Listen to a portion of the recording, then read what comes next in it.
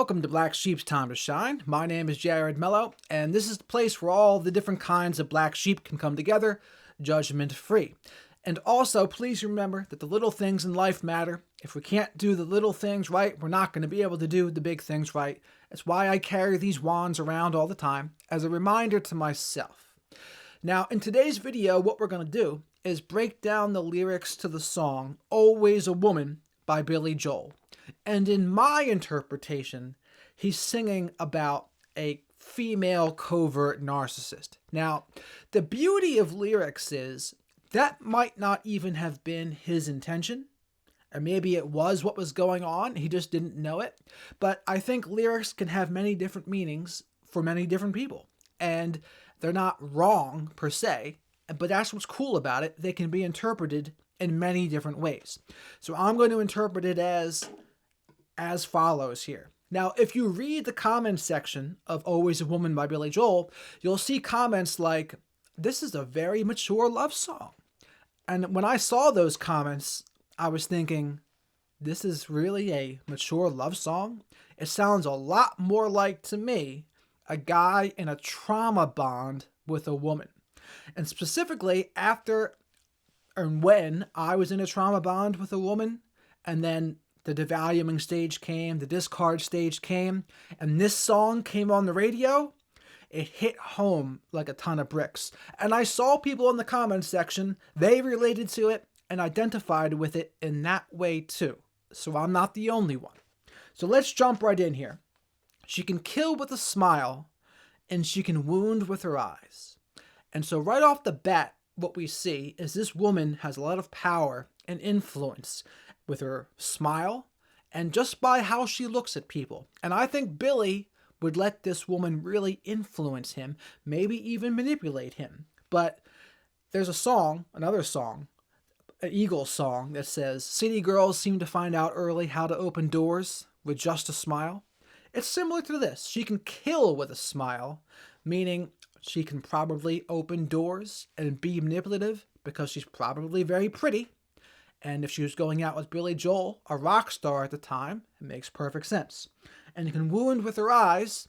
All she had to do was look at Billy, and she could probably get him to do whatever it is she wanted him to do.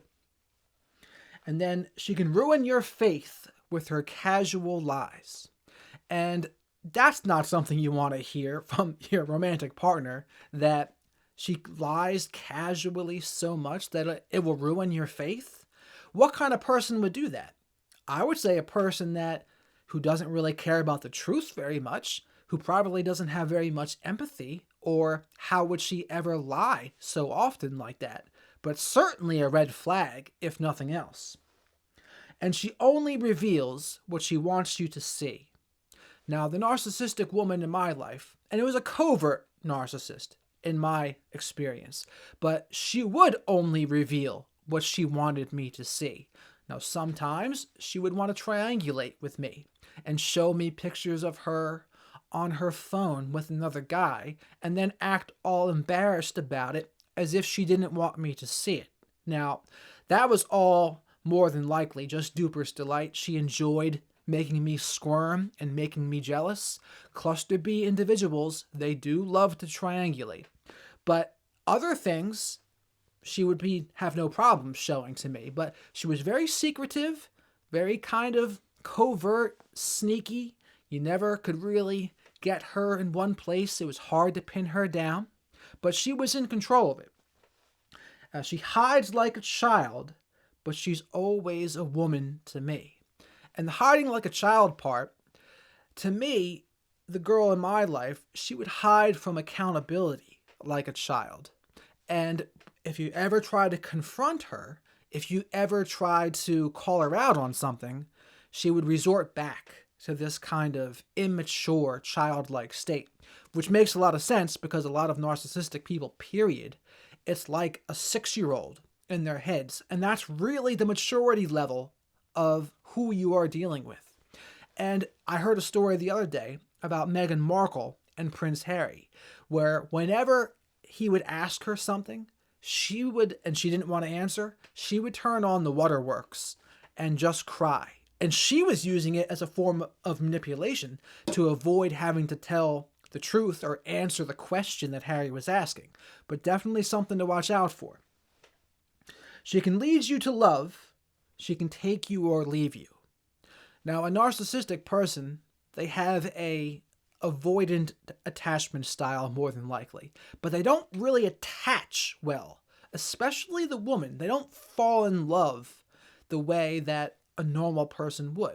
And this is a difference between a narcissistic man and a narcissistic woman. A narcissistic woman, especially if she's pretty, she can have all sorts of supply and all sorts of attention, and they never really connect healthily to any one of them. Sam Vaknin likes to say that narcissistic people have a fleeting attachment style where they just don't healthily connect. And in my experience, that's exactly how she was. So, but they don't need you ever, so she can lead you to love, but take you or leave you. She'll love bomb, but she never really connects. She never really attaches to you in a healthy way. She can ask for the truth, but she'll never believe you. And the narcissistic woman in my life, she would always ask me, "Are you cheating? You're talking to other girls, aren't you?" And when I said no, she would never believe me. And I know now, though, those accusations were actually confessions. She was cheating. She was talking to other guys, so she just couldn't believe that I wasn't doing the same. And she'll take what you give her as long as it's free. Yeah, she steals like a thief, but she's only a woman to me. Now, this woman, in my experience, she did have some money, so that part didn't really line up as much, but basically what it means is they'll take favors, they'll take sources of supply if you let them, as long as they don't need to do anything for it in return. They all love sources of supply, right? There is no getting around that part. So the next part goes, oh, she steals like a thief, but she's only a woman to me. The only woman to me part is, that's the trauma bond. So basically, whatever this woman does, she can do any number of manipulative things. Lie, hide like a child, lead you to love but take you or leave you. All of these things, but it doesn't matter because Billy Joel is in a trauma bond with this woman and he doesn't know how to break it. It's like an addiction. So the chorus, oh, she takes care of herself. She can wait if she wants. She's ahead of her time. Oh, and she never gives out and she never gives in. She just changes her mind. So to me, that is, she'll never admit when she's wrong. Narcissistic people of all genders, they do not admit when they're wrong, ever. That's why he says, never gives in, just changes her mind. Meaning, if she has to admit she's wrong, she never will, but she'll act as if she changed her mind later. So it makes perfect sense to me. So, and also very independent, but also needing like many sources of supply simultaneously. That's one of those paradoxes there. But things are on her terms. That's basically what Billy Joel is saying. So then we go, and she'll promise you more than the Garden of Eden. Sounds a lot like future faking and a lot like love bombing. But then she'll carelessly cut you and laugh while you're bleeding. And that's the big line there where I think, how could anyone think this is just a mature love song if she's going to carelessly cut you and then laugh while you're bleeding? I have a story about that part too, where it's basically, that's like a malignant narcissist tactic where they're getting enjoyment out of seeing other people upset or squirm or hurt. It's pretty sadistic, really. And this woman I'm thinking of, she told me a story of a guy that offed himself. And the guy offed himself basically over this girl. This girl did the whole routine, love bombing, devaluing, discarding. The guy probably thought she was the one. He didn't know about the cycles of abuse and what narcissists can do. And that's the thing in particular about narcissistic women, women that are truly narcissists, especially if they're pretty. They love to go after more codependent type guys, guys that have a little more weak boundaries, and they know all they gotta do is give that guy a little bit of sex, and that guy is owned by her. He'll do anything for her, because oftentimes in the looks department, this girl is better than that guy has ever had before. And so he's just that much more susceptible to being under her spell and manipulated by her. And they know exactly what they're doing with this. They know that this guy's just going to be wrapped around their finger. And it's a shame, but it's absolutely what happens. But they carelessly cut you and laugh while you're bleeding. So basically, she was telling me the story of the guy that happened to, and he offed himself. And the mother blamed this girl. I mean, perhaps she did certainly contribute, but when she was telling me about it, she was laughing about it, that the guy did this. And even so, like, even as she laughed, it didn't even get me. I was still in a trauma bond with her as she was telling me, so I didn't have the appropriate reaction, which would have been to be repulsed by her lack of empathy about it. And not only lack of empathy, but laughing about it. It's pretty sadistic. If you read East of Eden by John Steinbeck, one of the bad girl characters in it is named Kathy. And I used to think those kind of characters, they only exist in a book. But no, they actually don't just exist in a book. They are in the real world too. So blame it all on yourself, because she's only a woman to be. Oh, excuse me, I skipped a line there. But she'll bring out the best and the worst you can be. What does that mean? To me, it means when you're being love-bombed, you can feel like you're on top of the world, especially when a woman's doing that, giving you this love and support. The woman in my life, she encouraged me to sing, and she encouraged me to push myself. And sometimes just a little bit of support, especially from an attractive woman, can go a really far way for a guy. So, yeah, that's how it was for me. But the worst would be, they can bring out the worst in you when they devalue, or they gaslight, or they're hard to pin down, or they're just telling you stories, future faking, and then they're giving you word salad, and they're just not making any sense, and they're making you go crazy. That's how they can bring out the worst in you too. But you blame it all on yourself, because she's only a woman to me. So, what do I say? In a relationship with a narcissist, you're always guilty of something, no matter what. So you blame it on yourself, because the person will probably blame you anyway, which is what?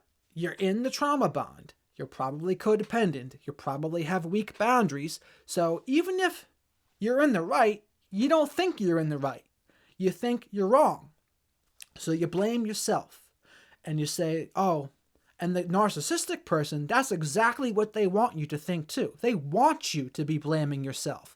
They want you to be second-guessing yourself and just subscribed to their reality. Because when you're in that state, you are more controllable. That's where they want you to be. So then it goes into the chorus again. And she is frequently kind, and she's suddenly cruel. And again, it's like, just a good love song. If she's frequently kind and then suddenly cruel, what's that? That's the love bombing, to devaluing, to perhaps even discarding. And it keeps you on edge. It's like the emotional roller coaster, where the narcissist is like, they're using the same principles as the casino, giving you intermittent rewards, where they'll love bomb and they'll devalue, but you never know what version of them you're going to get. It can be different on any day. You might get a love bombing version one day. You might get the devaluing version the next day. You might get ghosted. You just don't know, but it always keeps you on the edge of your seat.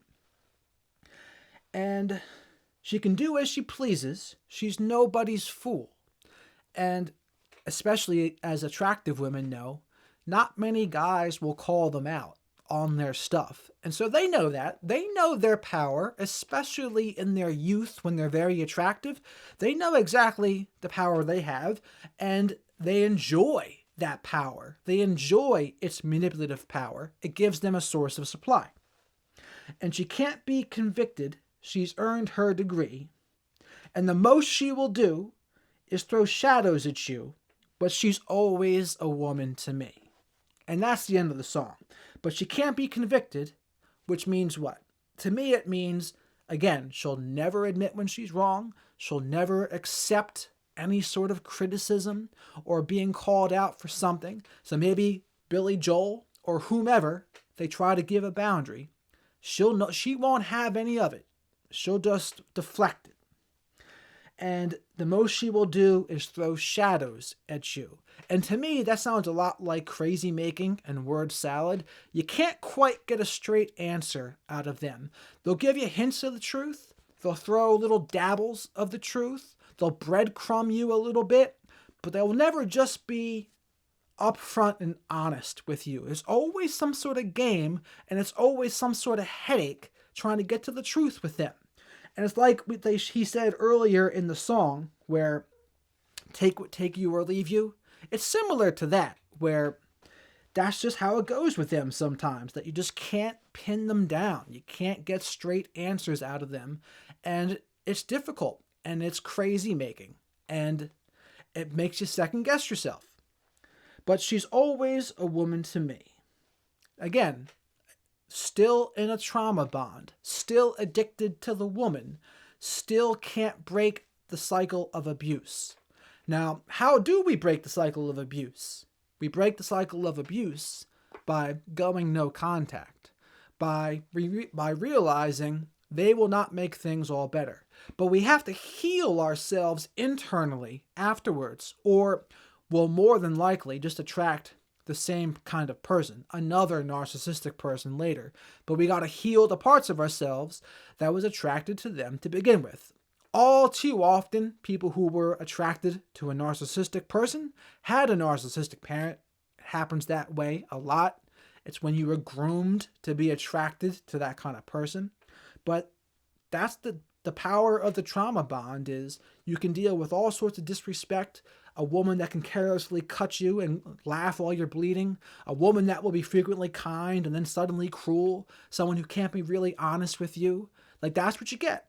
But when you're in the trauma bond, you just don't know how to break it. So you stay with it. And part of you knows it's not good, but another part of you needs it. The other part of you is when things are going good, you feel like everything's great. You're on cloud 9. And he talks about that part in there too, where she'll bring out the best and the worst you can be. When I was in the love bombing stage with her, life was magical. It was like a synergistic feeling between us where it was an escape. It was like a fantasy. And it's those kinds of feelings, they're hard to come by. And I don't miss them per se, but I miss sometimes the feelings that I had back then, but it was also part of my immaturity at the time too. It was also part, I wasn't healed, so I was more susceptible to that. I don't think that could happen to me in the same way again today, because I just know too much now. So that's Always a Woman by Billy Joel. If you've gotten this far, please remember to like the video, subscribe to the channel if you haven't already, hit the notification bell. Comment below what you think about my breakdown here. Do you think I'm accurate? Do you have other interpretations that I missed? Please let me know. And maybe share this video with someone that you think might benefit. So with that, thank you very much for watching, and have a great rest of your day.